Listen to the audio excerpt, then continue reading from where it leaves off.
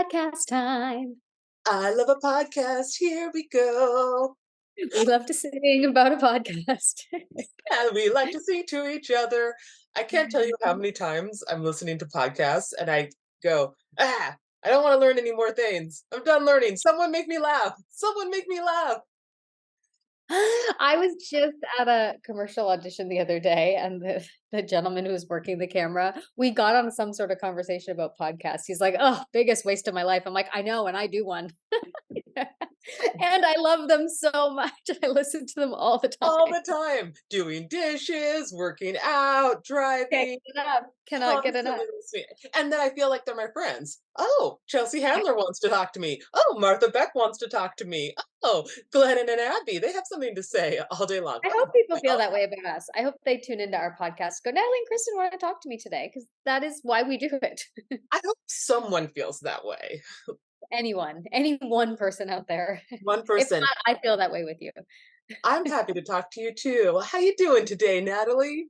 I am good. So before full transparency, before we turned on to record this podcast, Kristen and I were doing our normal thing of like, how was your week? How are you doing? And I burst into full tears, launched into a monologue about my little one going to school and how I have to learn so much about being a mother. And I'm like, oh, I when she was so little and all I did was hold her all day, I couldn't wait till there was a part of me that loved that so much and a part of me that couldn't wait until we could start integrating into life again and I could, you know, like go have a dinner or do an audition or just like start to feel some semblance of who I had established myself to be before her arrival. And now all of a sudden I'm in that place of like, go back in my belly. Like, let's turn back time. It's going too fast. You're getting too big. You're starting to separate from me and I feel anxious about it. And it's like all the healing that I get to do so I don't project any of that onto her. And anyway, it was just this moment where Kristen's like, "How are you?" And I just burst into tears. It's so beautiful to have that love for your child. It's so gorgeous. And it so humanizes my parents for me. I'm like, "Oh, did they feel this way about me? That's so beautiful. Oh my gosh, all the times I was ever mad at them. I really got to look at that now, you know? 'Cause, like Yeah. there's so much love embedded in the programming of the whole thing. And not to say that everybody has that experience, obviously, but inside the design there's just like tremendous love and tremendous attachment and man you really got to go through every little piece of life with this human and and every step of the way it's like a new thing that you couldn't have anticipated. Yeah. I get emotional when I hear you talk about it. And I think about how my mother and my father really encouraged me to fly my whole life. Go, live your dreams, be free. But inside, they probably felt that sense of wanting to hold or cling or not let the world hurt me, and then didn't let me see that so that I could fly. And just that's so intense to realize that was going on behind the scenes the entire time. Yeah, yeah, that's a pretty big gift that they gave you. Yeah. Yeah, it's Because really I'm intense. I'm kind of like if I could just hold on to her forever that would be great. Don't fly, stay here, stay attached to me, don't go anywhere. I've had that because my mom went on a cruise recently to Italy with her sister, and, my mom can't work any technology, but I wasn't able to check in on her or see if she was okay, and I felt my anxious attachment come up of, like, texting my aunt through on WhatsApp, like, "Communicate with me. What's happening? Is my mom okay? Is she happy? Is she having a good time? What's happening?" I like the cyclical nature of it. It's so lovely. And like, man, we're all just doing our best and we're all trying to like hold on tight. I've been saying this thing lately where the energy in my body feels like just lie down and hold on to something. Just lie down and hold on to something because life is just I don't know how many planets have been in retrograde and all the things going on and it's felt intense for a while. Like I do feel like, life has certainly always had its intensity and it's always had its duality and it's always had contrast. But in my personal experience, I feel like the last several years have been especially intense. The volume's been turned up on lots of things in good ways and in ways that I wasn't expecting, or ways that I wish I could change, but I have to surrender to. And man, it just keeps going. It keeps going. It keeps going. Well, look at all that expansion you've had in the last few years. From getting married, having a child, like you have really your life up in such a Yeah. way. And I think there's the process that's happening right now on the planet where just we're all in this awakening process that's getting turned up and turned up and turned up. So that that speeding up that we feel is real. And like we're watching with our industries, that things are changing and they're changing at a rapid speed.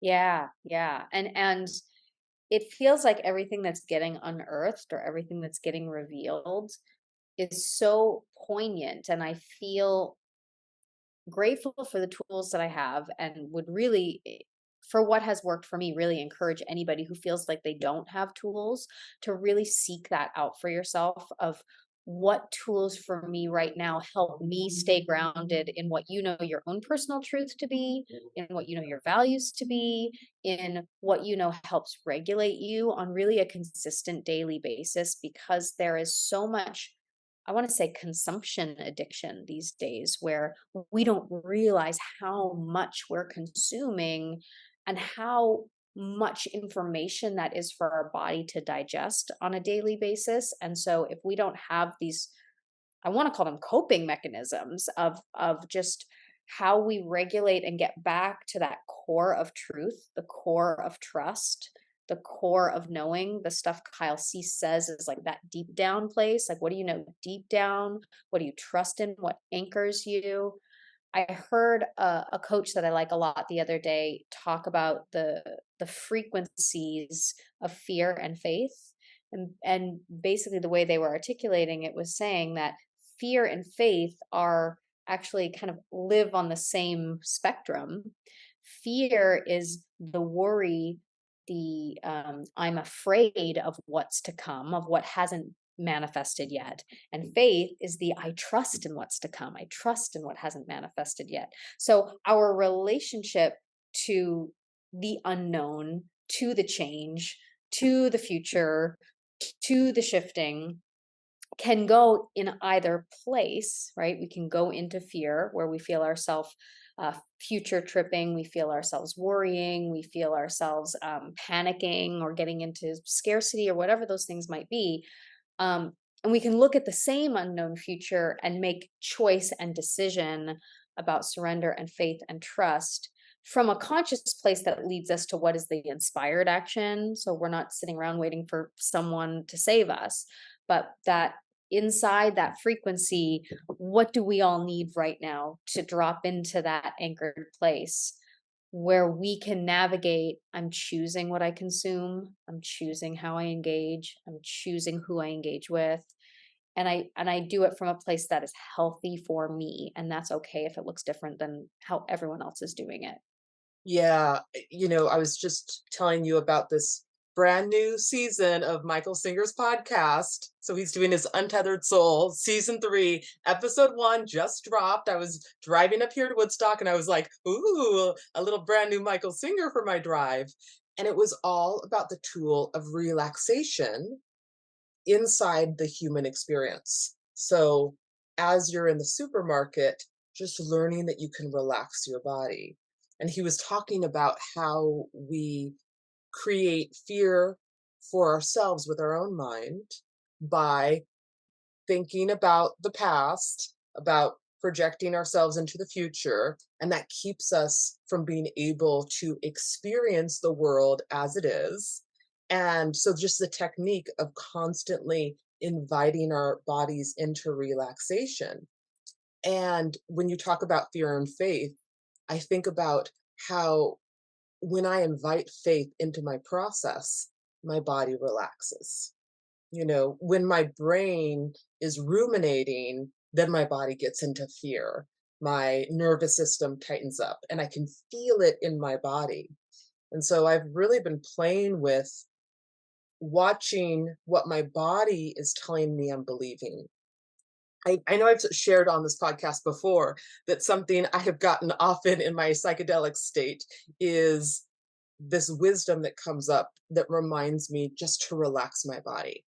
Mm. And so it was really interesting for me to hear Michael Singer talk about the importance of relaxation. I just wanted to be like, I know, I've heard. I've heard when I'm on mushrooms how important it is that I relax. Got the message. I've gotten the message and been shown what it feels like in my body when I'm deeply relaxed.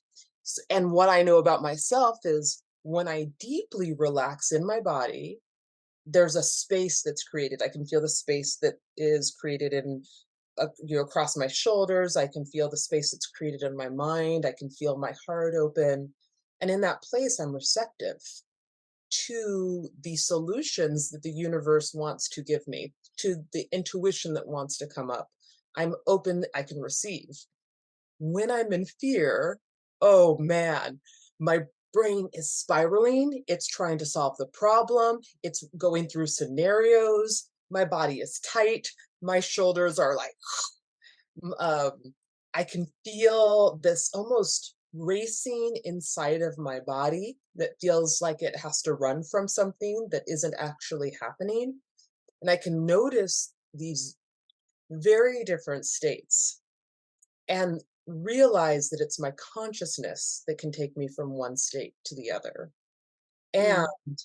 that's where my point of power is to realize that I can use my consciousness or access my consciousness to go, what would happen if I invited myself into this state of relaxation, if I invited faith into this moment, if I relax and I open to solutions that might be here that my mind isn't privy to in the moment, and just see what happens.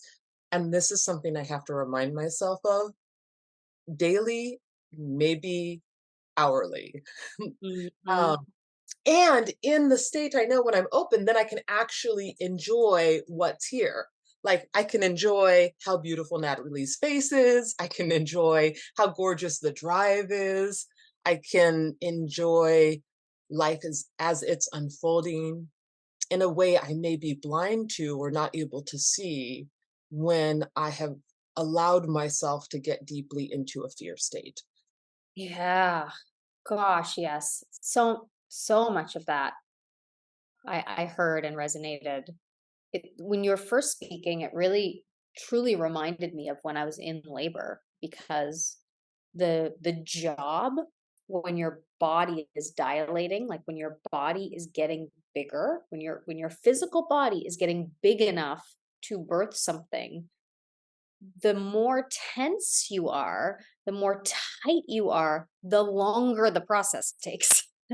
Right? So a lot of, the practice that I was using was hypnobirthing, but a lot of what we were working with is when the pain feels the most intense, can you just breathe the deepest, open the most, like do your best to detach from any kind of story of how long is it going to last, how long is it going to hurt this bad, how much longer do I have to do. That's most of the story is when's it going to end. And then when you but there's this really beautiful thing that happened for me at the bottom of the contraction is you would feel it reach the pinnacle of pain, and that was when if I could really, and there were moments when I did it, when I could really surrender my body the most in that moment, do you know what would happen after that? A rush of energy would fill my body and I would throw up. Wow. There was so much release. There was so much available. There was like it was like physically it was manifesting as like things leaving my body, but it was literally like a purging of whatever wasn't needed at the same time as the opening for what wanted to come in.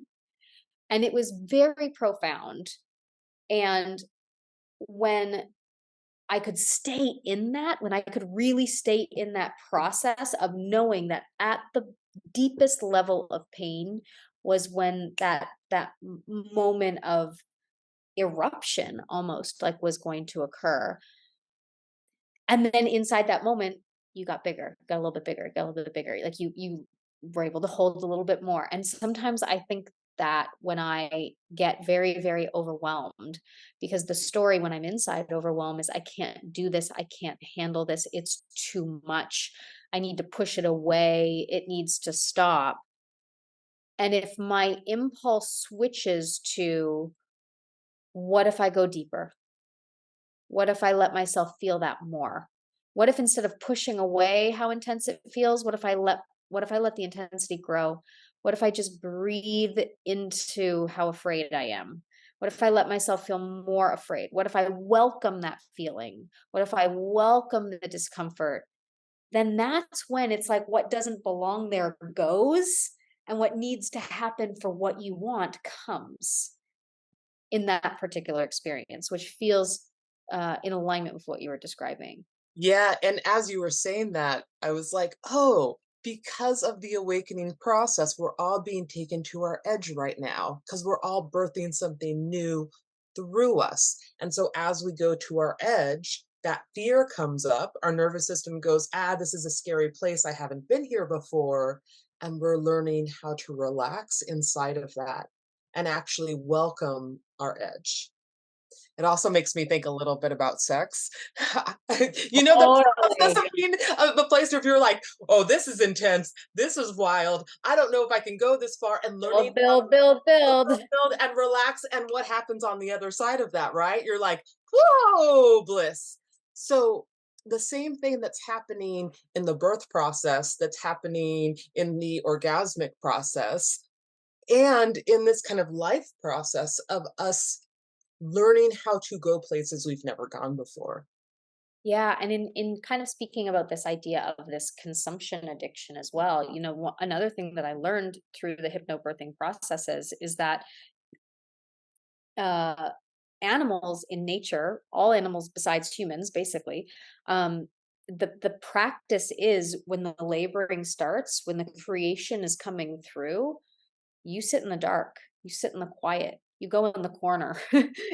You pull yourself away from the stimulus when the moment of birthing is happening. Like that process is sacred, and there's a reason you don't see a lot of women giving birth sitting in front of a television, or you don't certainly don't see animals hanging out with the other animals while they're laboring. Like there's a need to go in, to be quiet, to be in the dark, Yeah. to not consume any additional story, any additional stimulus, any other opinions in that moment, right? Because there's time for all of that. There's time for the communion, and then there's time for the, okay, this part is the part that I gotta go through almost in silence, or in the absence of things that could confuse me or take me away from what the truth might be for me in this moment.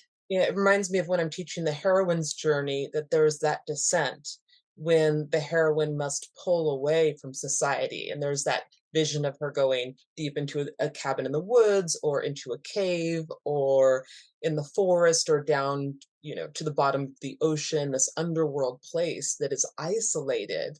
And it's essential to go into this deep abyss in order to meet the goddess. So this thing that wants to be birthed through the heroine can occur, but it takes a deep pulling away. And often people think that they're in this dark night of the soul when that happens and that something is wrong and that their life is falling apart. But the isolation, the pulling away from society, and that almost boundary around the stimulus becomes essential in order to hear oneself on a very deep level. That inner hearing is essential in the process of connecting to the energy of that which wants to come through. Yes. I was just teaching an acting class last night, and what was coming up in class was a lot of people were talking about this this history or this thing that has occurred to them where they start to get dependent on a director, or they get dependent on a coach, or that it's like, I can do my best work when this person helps me. And they start to lose the trust in themselves that the work is coming through them. And at best, a coach or a director is there to see it in you and help you to access it, but that it's not because of the outside source that it's coming through you. It's coming through you because you're bringing it through you. And I know a lot of actors, I'm sure for you with writers as well, and with even when you're working with people as a director, I'm sure that you can see that where people start to say, well, I don't know what to do, you tell me what to do. And there's such a disconnect from the inner wisdom.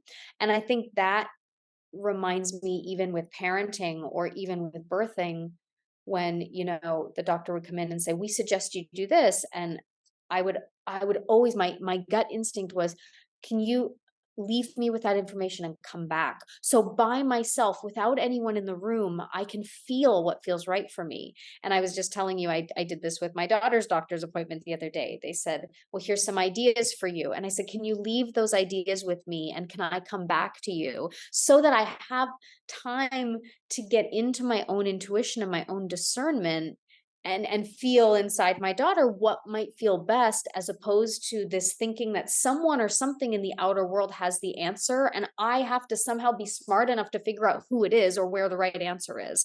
It's like, no, the answer is inside of me. And if I've gotten disconnected from that, there's no one or no thing outside of me that's going to have it for me. But the great thing about being in collaboration is people can give you inspirations and ideas and things that you hadn't thought of that can inspire and enliven it in you. Yes. But I always feel very sad for myself and for other fellow actors or other artists when all of a sudden we think someone else has it and then I lose my power. Yes, and I think that can really happen, especially in this whole age of teachers and coaches of, I just need to find the right training, or I need to find the thing, like, somehow I don't know. And I think something that becomes really important is that we just keep reminding ourselves, I know the ways inside of me, I'm being led, the information is inside of me. And yes, there might come into my life a wonderful teacher who's able to see inside of me this potential that is growing and encourage me to listen to my intuition, to listen to my inner voice, and help me to build the strength in those muscles. But I always say when I'm working with someone, listen to you, don't listen to me. I'm going to share with you what my intuition's telling me. And I want you to just gut check that. I want you to feel into the resonance of what you feel. And I think that's one of the things that we're learning how to do in this process, especially as industries change. I've been telling you, I've been going through this whole process that as these structures are changing in the entertainment industry, I'm going, well, what do I need to do to build this project? Well, what do I need? I can sit and listen and hear. Well, I can take that step. I can do the thing, and trusting that I don't actually need an outside source. But if there is the right collaborators, there is the right person, they will be drawn to the project or I will be led to them. But I always have the resources inside of myself, and I can always ask myself, like, show me the next step. Show me if there is an action here to take. And one of the gifts I was telling you earlier about, I just came out of two creative sessions for two different projects. And what was so exciting for me in both creative sessions, it's like the room could feel what wanted to emerge or what this piece wanted to be. And we all practiced saying out loud what it felt like, or what our intuition was saying, or the instincts that we were receiving.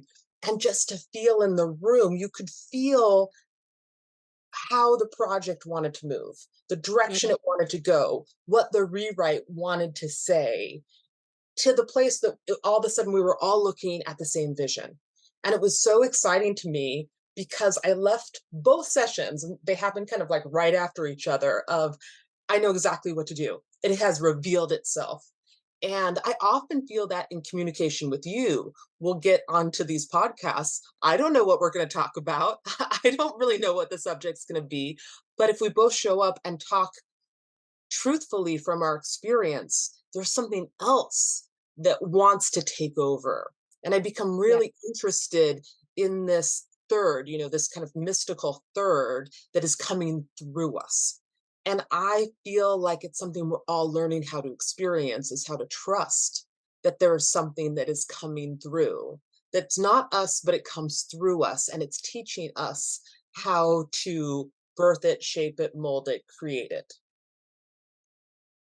That's so true. And I feel like what you've just described in terms of your collaboration, I feel like that can show up inside a family system, that can show up inside a romantic partnership, that there's like you said, there's that third. There's who I am, there's who you are, and then there's the thing that we're creating together, right? Or inside the family unit, there's the values and the vision that we're creating all together. And every person at the table is part of that answer. Every person's been given a little piece of it. And that's why you're all drawn to it, right? I don't have all the answers inside my family. My daughter has some of those, and my husband has some of those. And if I go in and try to direct it or control it or say this is how I believe it should go, it could be great, but I'll also be missing vital pieces of how it could be even greater. And inside the trust that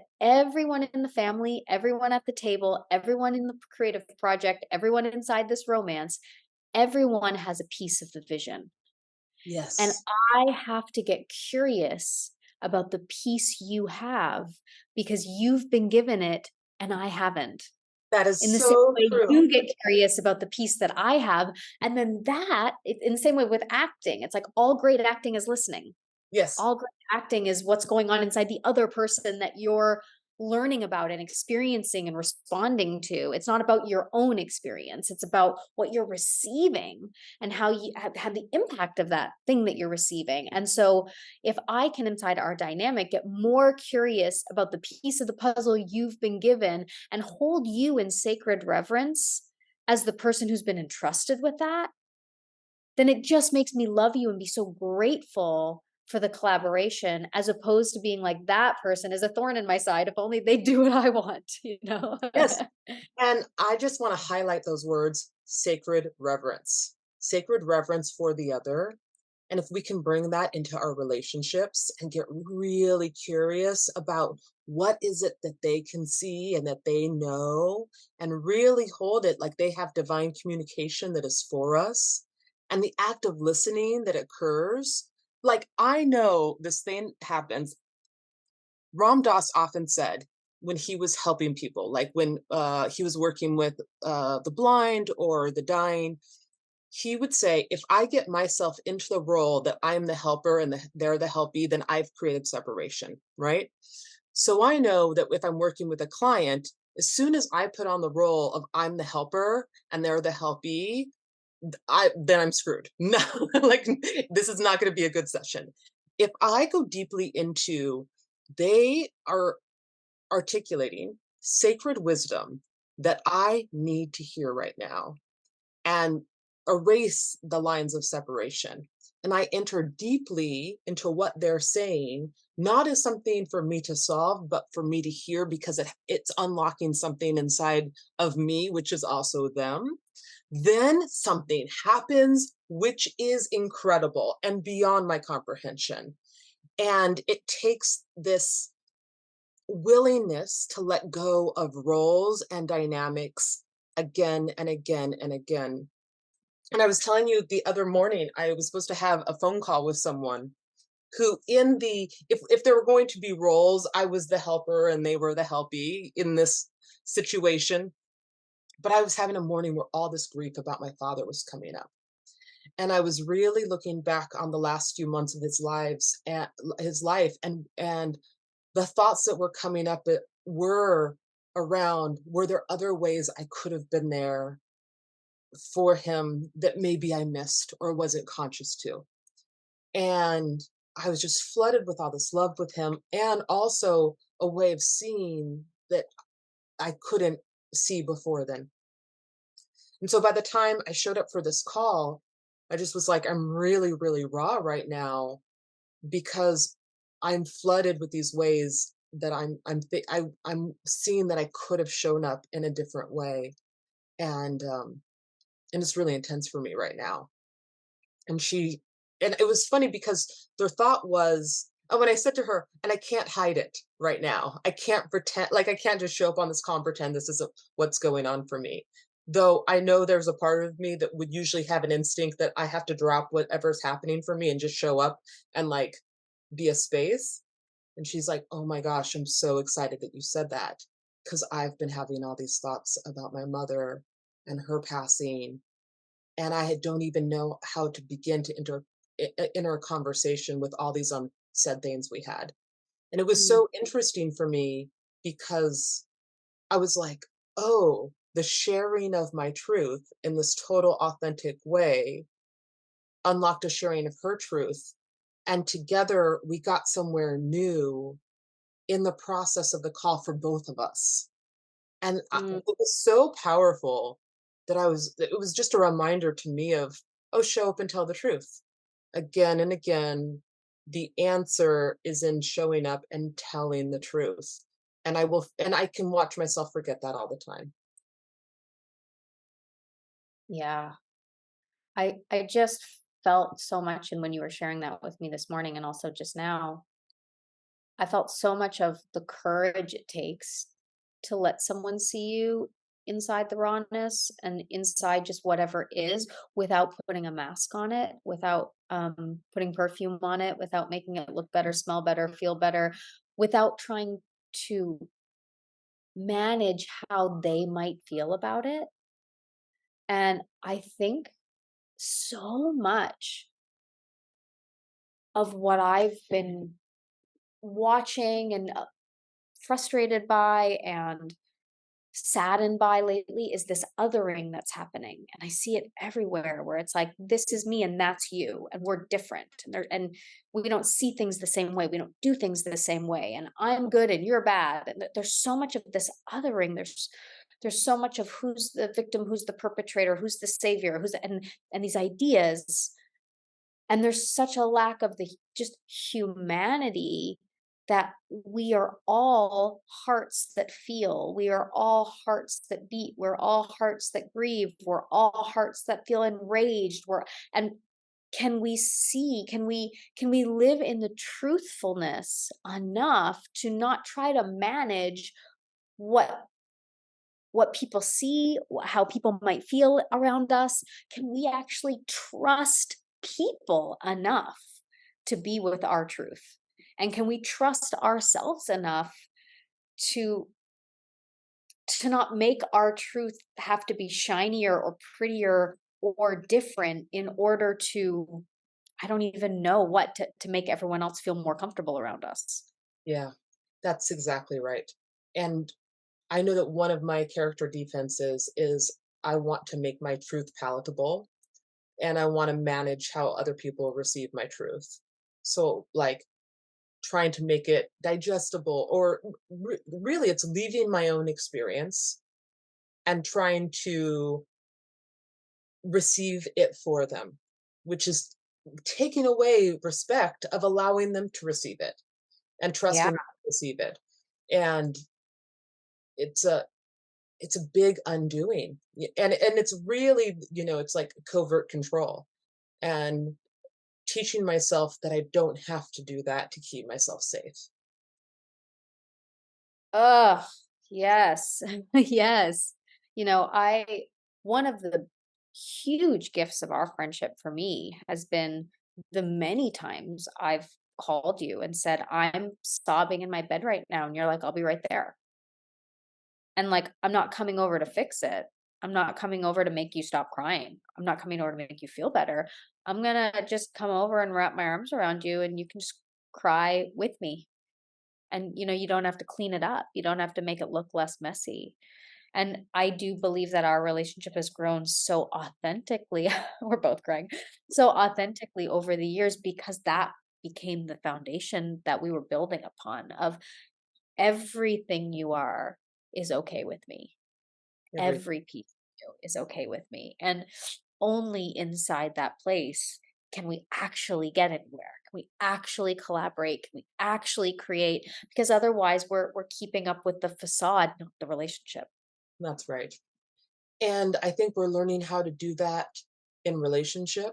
Every part of who you are is okay with me. And we're learning how to do that with for our own selves.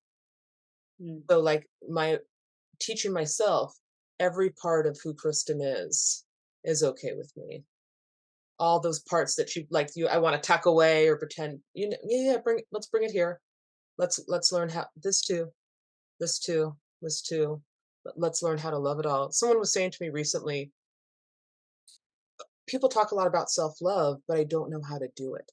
Like I don't actually like how do you get to the place where you love yourself? And Mm. and I said you I said I know it's gonna sound corny, but you ever put your hand on your heart and just close your eyes and say, I love you?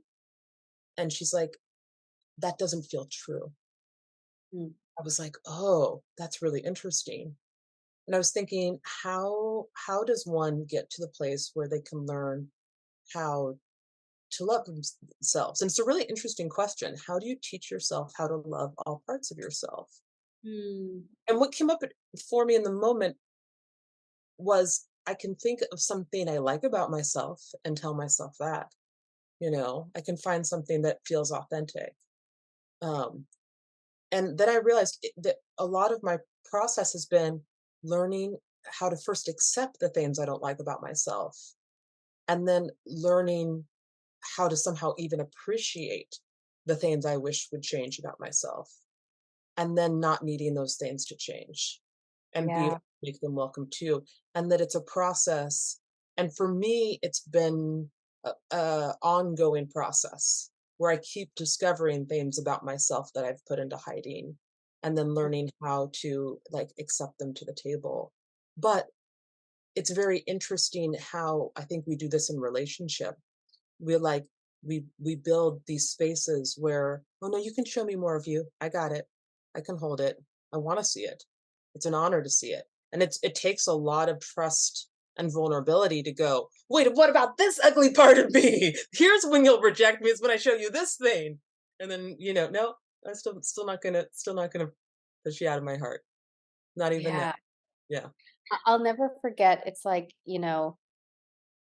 I I I grew up in this Disneyfied version of what real love was, right? As many of us did. It's Prince Charming, knight in shining armor, the stuff of fairy tales, love at first sight, and all these things felt really true and exciting for me. And I was like looking around for it. And someone asked me recently what was like one of the most profound experiences of love I ever felt. And I said, well, there's a couple of them that come to mind right away. The first one is when my beautiful, handsome French boyfriend moved to New York to be with me. And until that point, we lived only fantasy dates and had a very bachelor-esque like relationship where we just, went around the world together and fell in love and then went back to long distance. So no one really like saw each other's stuff, right? And there was a moment when he like moved in and he decided to paint one of the walls and he got paint splatter everywhere. And the control freak anxious person in me that saw the paint splatter everywhere, I went into the bathtub and laid in the bathtub and cried and had a panic attack. And, um, and then he was just kind of like, "Okay." I mean, like, that's what she's doing. Okay, she's having a feeling, you know what I mean? And, but it was later when he was he was talking we were in therapy or something, and he was telling, like, our therapist we were talking to, and they said, "Well, what's a moment where you really knew that you loved Natalie?" He's like, "When she was crying in the bathtub and I thought she looked cute." Ah!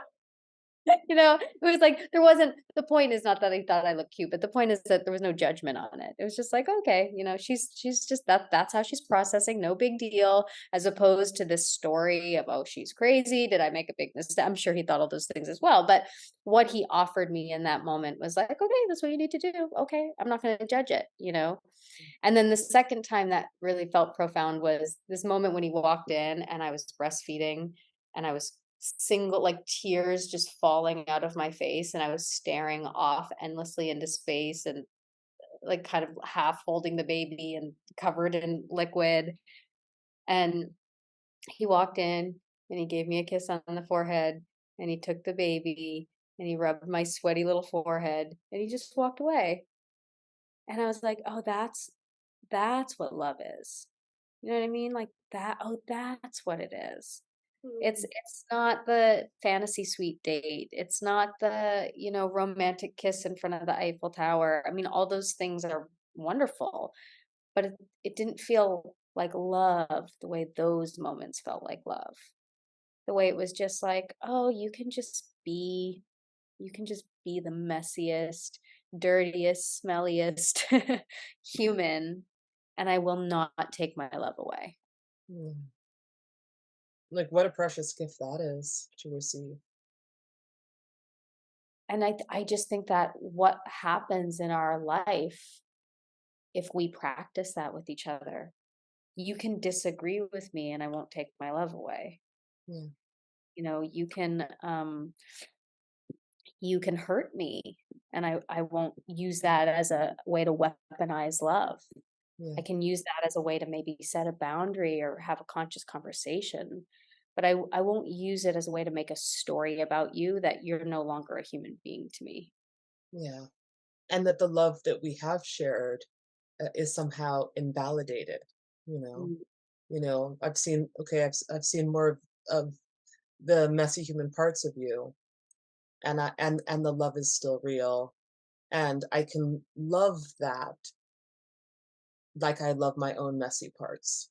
mm, Um, which isn't to say we ever allow ourselves to stay in a situation where someone is creating harm, but that but we can learn how to take care of ourselves and stay in love. yeah, and even to go back to what you said about how do I know what self-love is and how do I know how to even access it? I feel like just even acknowledging yourself for asking the question is a big step towards it.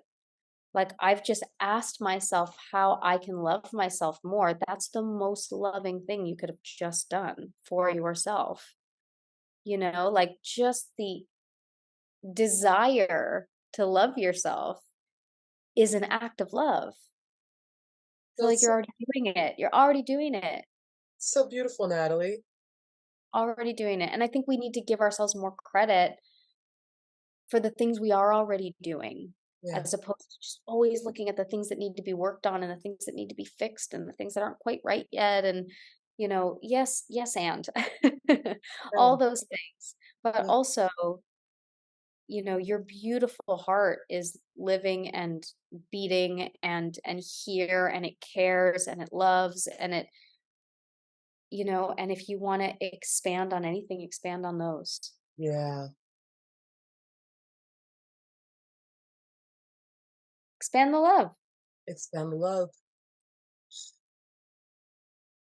I I That's think it. I'm out. Yeah, done. That's all we have to say. All we have to say. I hope you're loving yourself today, wherever you are Yeah. listening from. Do you have anything you want to tell our fun podcast listeners about? Gosh, I'll keep everyone posted. I think I don't have anything right at the moment. Well, I always have my ongoing story space if you have a story you want to tell, or if you want some one on one help in getting whatever it is that you're writing out into the world. I got that stuff rocking. And we love you. We love you. Till next time. Until next time. Thank you so much for listening, and thank you for being committed to showing up for your dreams. If you would like to know more about what we are up to or find more information about our podcast, upcoming retreats, or anything else, please go check out our website, www.thecreateseries.com. And you can come and jam with us on Facebook. I know we're still on Facebook. We have a Create community page, and that's Create C.R.E.A.T.E.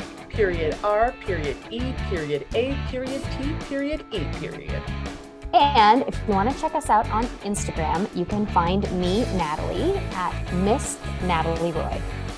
And you can find me at Hangy Love. That's HANGGILOVE. Keep on rocking your dreams, and we can't wait to connect with you more.